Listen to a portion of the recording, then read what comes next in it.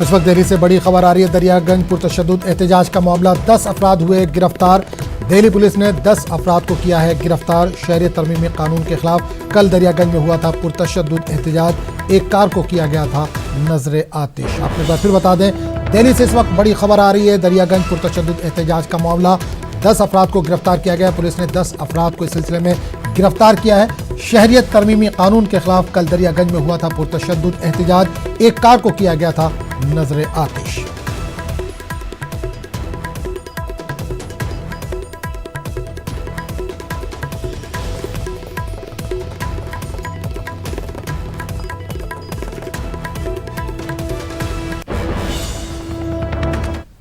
और दिल्ली के दरियागंज में पुलिस स्टेशन के बाहर उन लोगों के अजीज और रिश्तेदार खड़े हैं जिन्हें कल पुलिस ने एहतजाज के सिलसिले में हिरासत में लिया था। रवि मिश्रा ने वहां का जायजा लिया।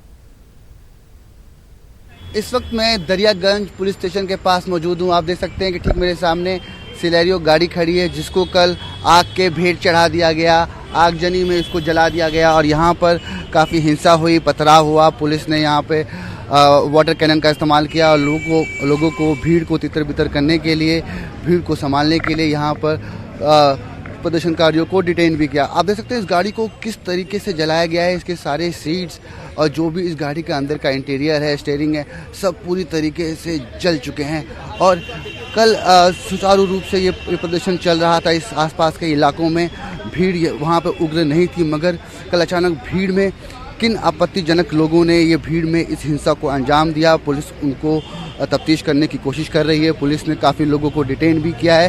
पुलिस आगे की कार्रवाई कर रही है, मगर देखना ये होगा कि क्या आज भी दिल्ली के कई इलाकों में प्रोटेस्ट होने की खबरें आ रही हैं। कई लोग अपना नागरिकता कानून के विरोध में प्रोटेस्ट कर सकते हैं, आवाज़ बुलंद कर सकते हैं, मगर क्या आज भी हिंसा होगी?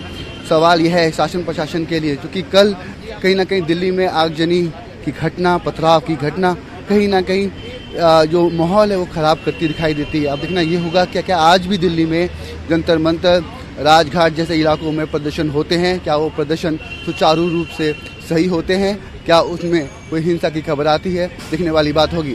कैमरा पर्सन योगेंद्र के साथ रवि कुमार मिश्रा, न्यूज़ 18 नई दिल्ली।